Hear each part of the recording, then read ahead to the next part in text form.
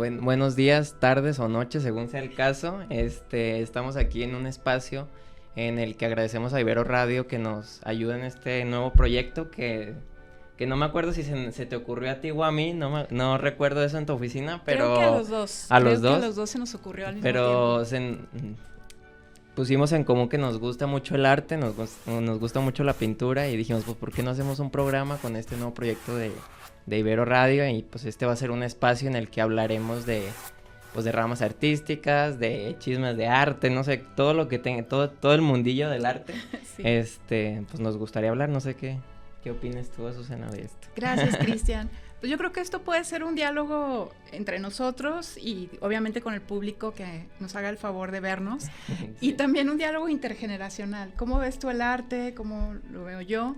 Claro. También una oportunidad para aprender de un tema que nos gusta mucho. Para hablar, pero sobre todo para aprender nosotros del tema. Exacto. Porque, por ejemplo, ahora que estábamos y que vamos a tratar un tema que ahorita les vamos a presentar, sí. Pues nos pusimos también a estudiarlo, ¿verdad? Claro, sí, no es una platiquilla así... Sí. Un poco documentada, ¿no? Un poco está esa línea de, Uh-huh. ok, medio documentado, pero relajado, entonces como que...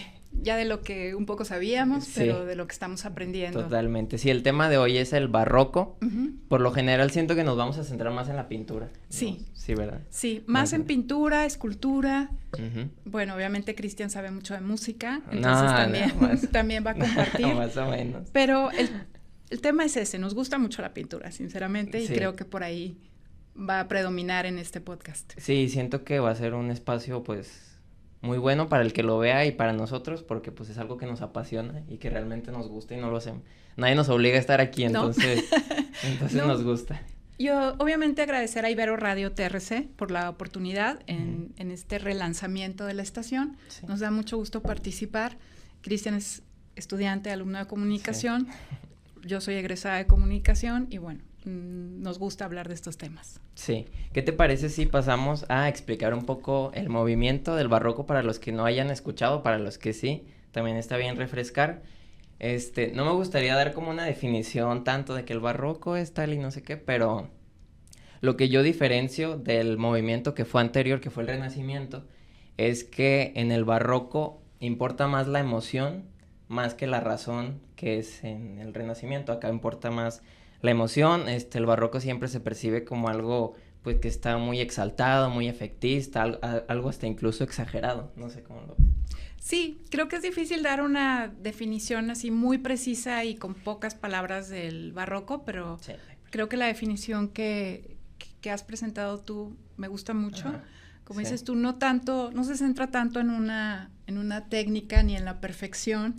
Sí, obviamente hay pinturas que nos asombran y esculturas, arquitectura, música, pero sobre todo creo que el barroco tiene la intención de mover en la persona que está, digamos, viendo o escuchando, contemplando ese arte, ¿verdad? Sí, alguna vez yo leí que la pintura barroca te atrapa, o sea, la ves y dices, o sea... Parece que te llama, sí, ¿no? Sí, parece te llama. Que sale de la pintura, pero para llamarte, para atraerte completamente. Totalmente. Sí, la cuna del barroco, como siempre, es Italia. Exacto.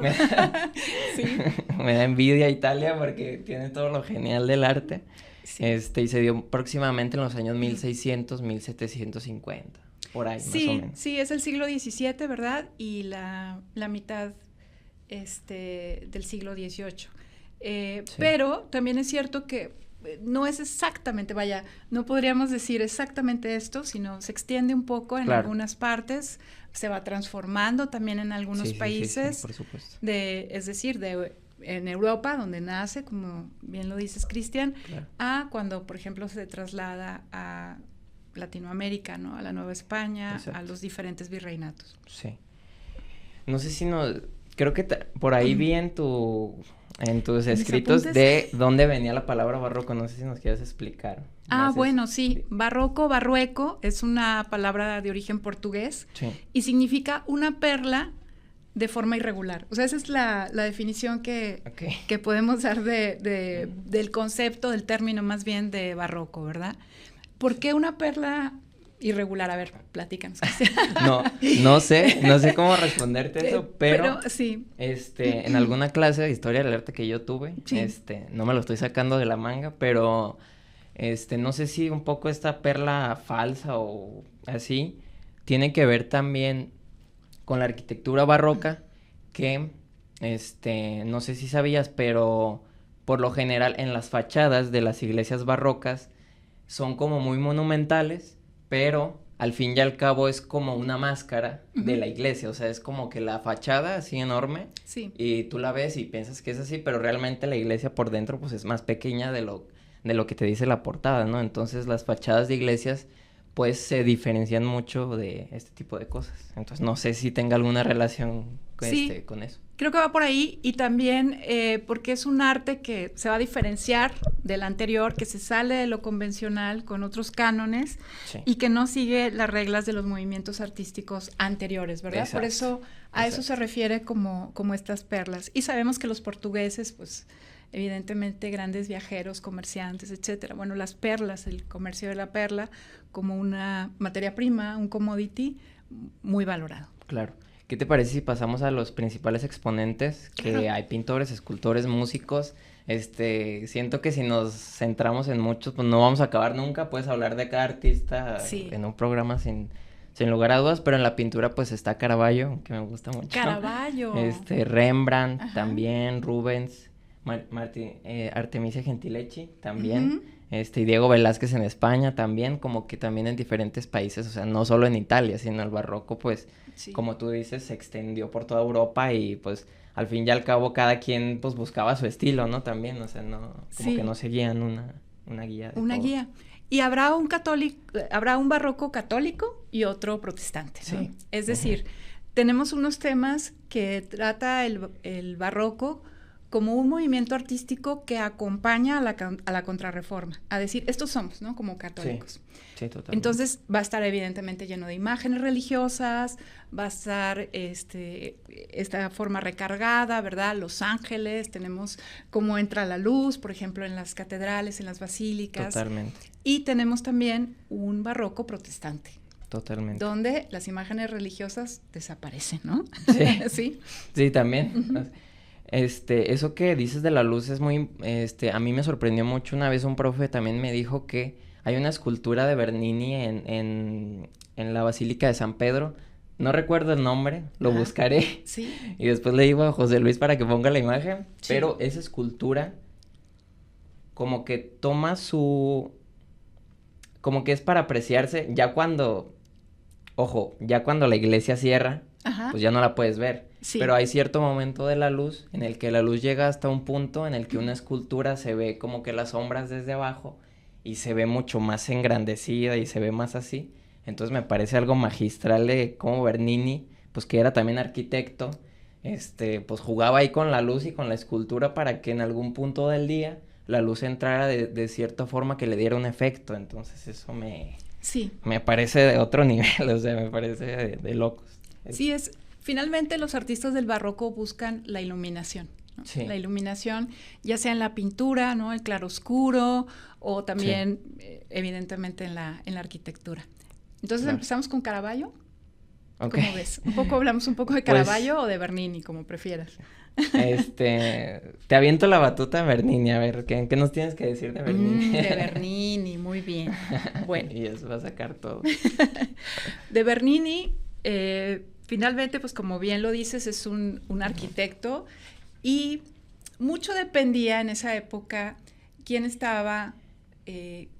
era del agrado del Papa que estaba en su momento, o del poder, digamos, de ese momento, ¿verdad? Sí. Entonces, bueno, Bernini y Borromini fueron como dos de los rivales en ese momento. Sí.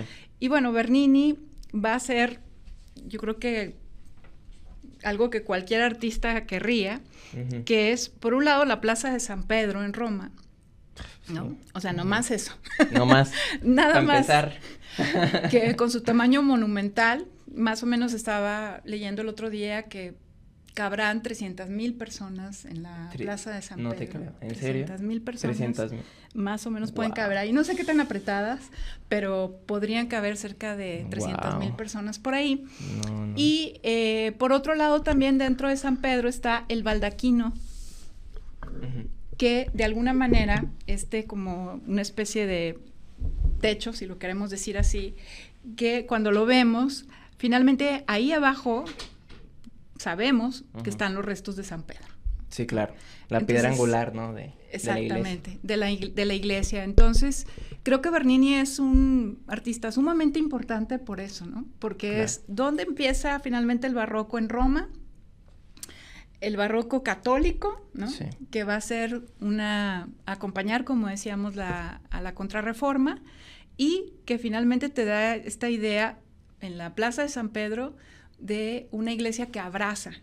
Exacto. Por la forma en la que se va abriendo la Plaza de San Pedro. Sí, que de hecho en el tiempo clásico, en ese entonces donde Bernini hizo, según yo, no estaba la gran avenida que está ahorita, o sea, era como que toparte también a la iglesia. Eso también me lo dijo un maestro. Ajá. Que la idea era pues que entre montones de casas te toparas a la iglesia y te sorprendieras, ¿no? Ahora está como una entrada más imperial, más monumental, que le hicieron, supongo que después, la verdad no sé si la hicieron después o no, pero... Sí. Pero sí, la entrada ahorita es como más monumental, de que, o sea, desde el fondo ves la línea que te lleva a la basílica, ¿verdad? A San Pedro. Y, como decíamos, el baldaquino, que es el que, debajo del baldaquino, sí, te habla precisamente de, pues, este hombre, ¿no? Claro. Que luego se convirtió... sí. En el padre, ¿no? En Pedro. Sí. Y algo muy importante de Bernini también es la escultura de Santa Teresa de Ávila. Sí. Pues finalmente es Santa Teresa en éxtasis. Sí. Entonces, ¿cómo representas ese rapto, digamos, de en Santa piedra. Teresa? Digo, en mármol. En mármol, sí. ¿Cómo lo representas? Claro. Pues lo representas como con todos los sentidos de esta santa, que por aquí había algo de sus escritos, ¿no? Que decía, vivo sin vivir en mí, ¿no? Okay. O sea, ya no estoy en mí, o sea, ya alguien más está en mí. Sí, claro. Es Dios que está en mí. Okay.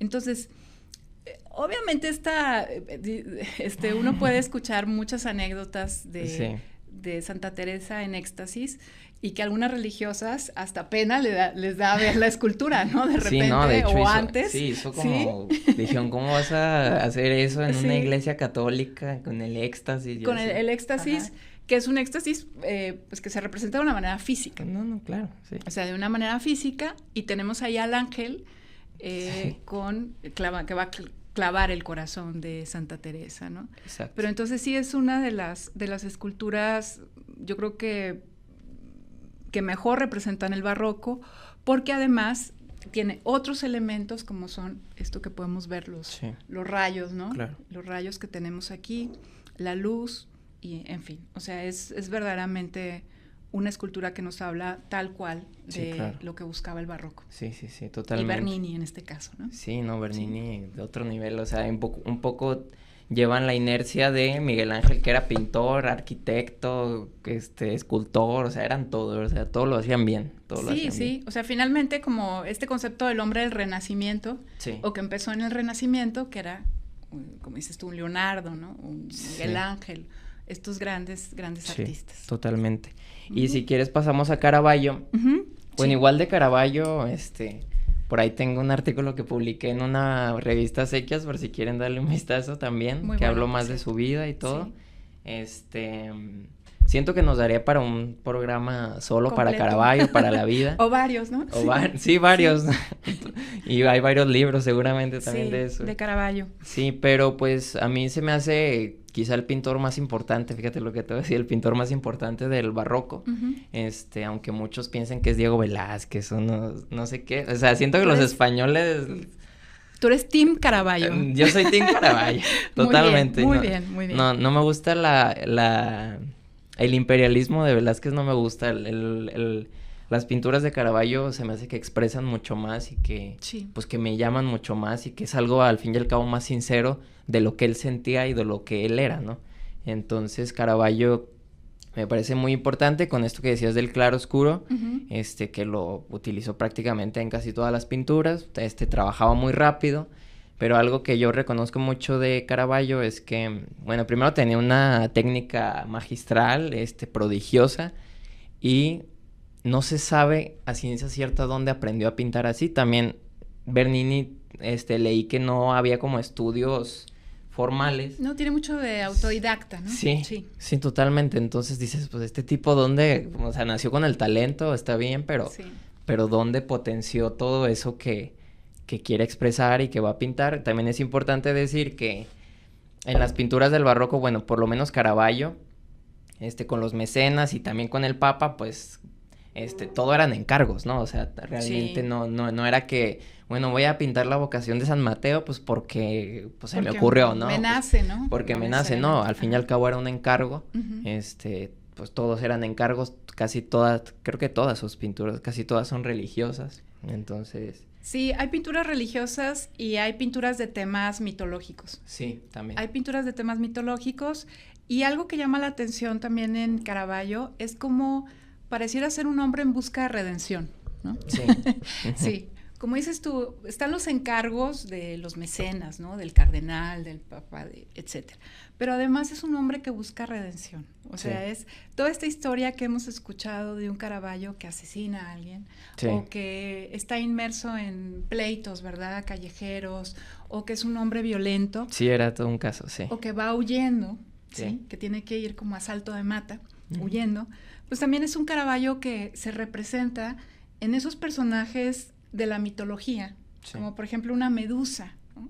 Que es un lienzo hasta circular, y es impactante el rostro de Medusa, que es el rostro de Michelangelo Caravaggio, finalmente. Sí, claro.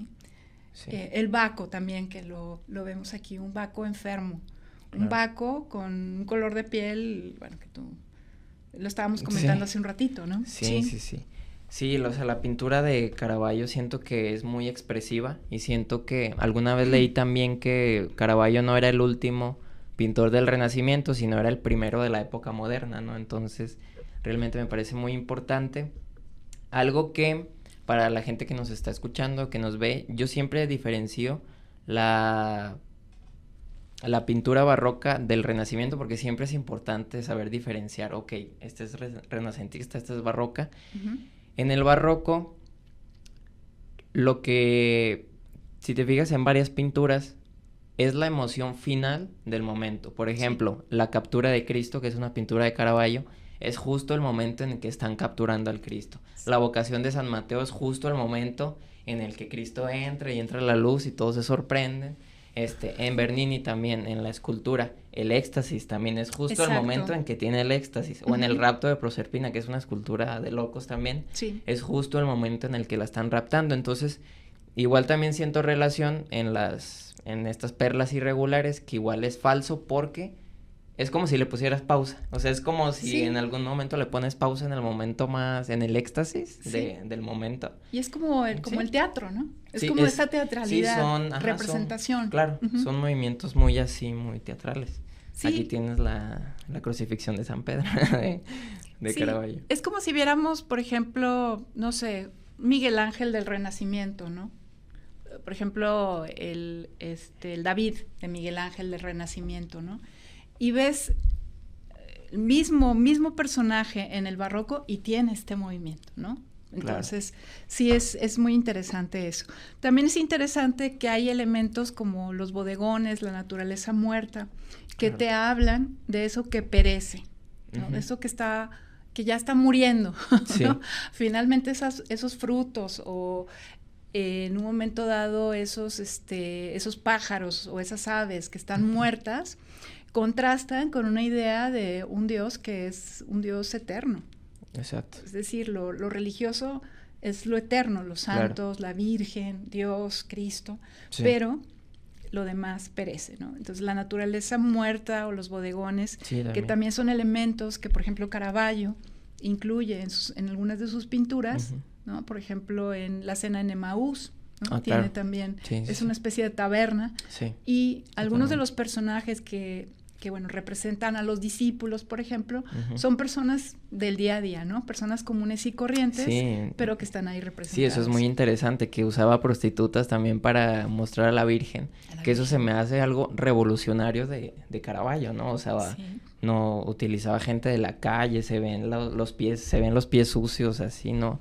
Al fin y al cabo es como vivía él también, pero me parece increíble el contraste en el que igual a veces él dormía en la calle, pero tenía la mano más sensible y más, pues de un artista completo, ¿no? De la alta cultura, totalmente. Totalmente. No sé si quieras pasar al barroco en Latinoamérica, ibas a mencionar de eso, algo me dijiste, algo. Ah, sí, bueno, sí. Nada más antes de lo del barroco dime. En Latinoamérica, quería hablar de una pintora. Dime. Entre tantos pintores, bueno, vamos a hablar de una pintora, que es Artemisia Gentileschi, ¿no? Okay. Entonces, Artemisia Gentileschi, ella, su padre, era un pintor también reconocido, y ella empieza a aprender de pintura junto con sus hermanos, y ella es la que empieza a sobresalir. Okay. Pero siendo mujer, bueno, no le hacían encargos como tan grandes. Cuando ella era muy joven, que todavía era virgen, sufre una violación por un pintor que estaba ayudando a su padre en una comisión, digamos, en una obra.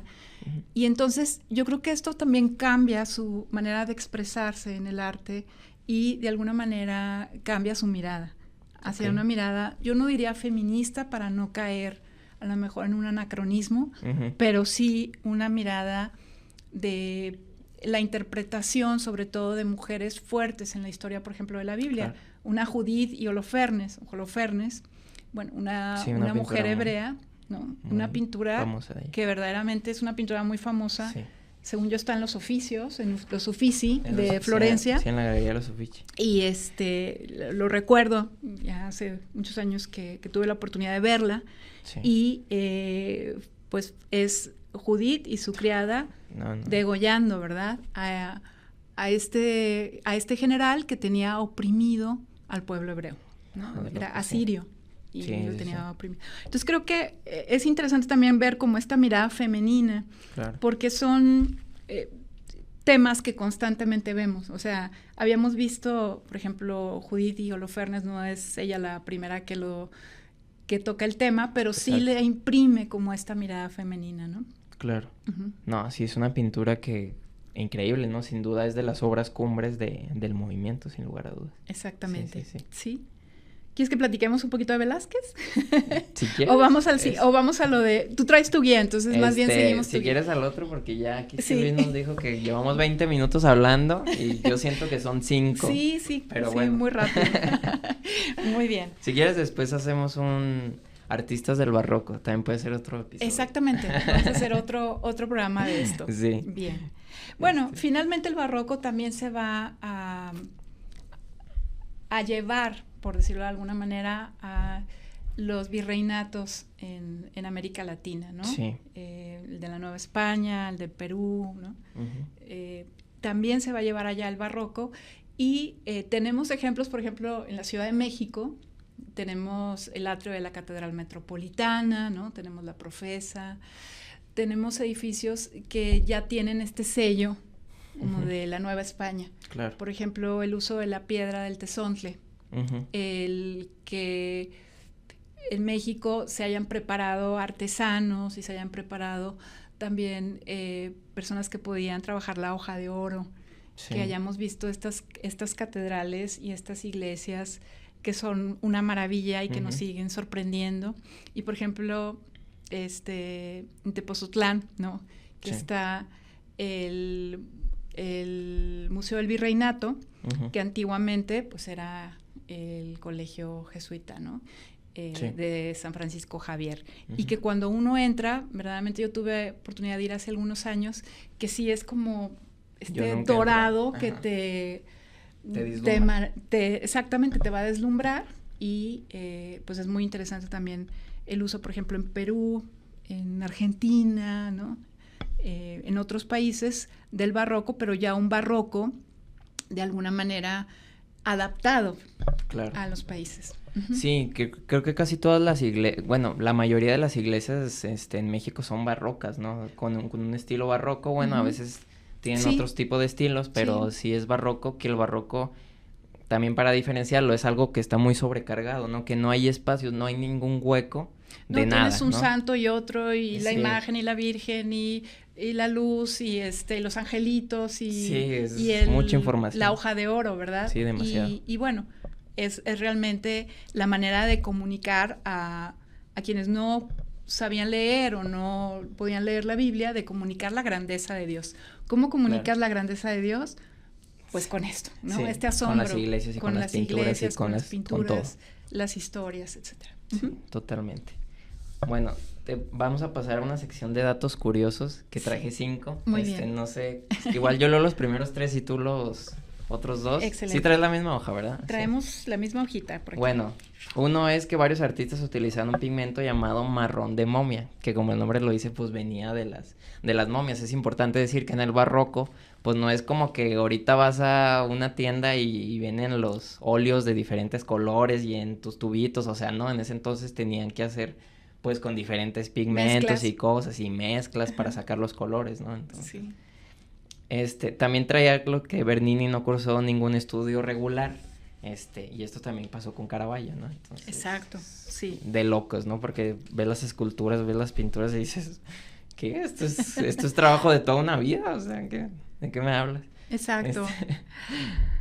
También que el rojo intenso, creo que fue el que más se me hace más interesante, que el rojo intenso que a veces usaban en las pinturas, se hacía con ayuda de un insecto llamado cochinilla, que ahorita me estabas hablando de él. Sí, de la grana cochinilla como un pigmento natural. Sí. Es un insecto que se encuentra en el nopal y entonces en la época prehispánica se le llamaba la sangre del nopal a este pigmento de color rojo.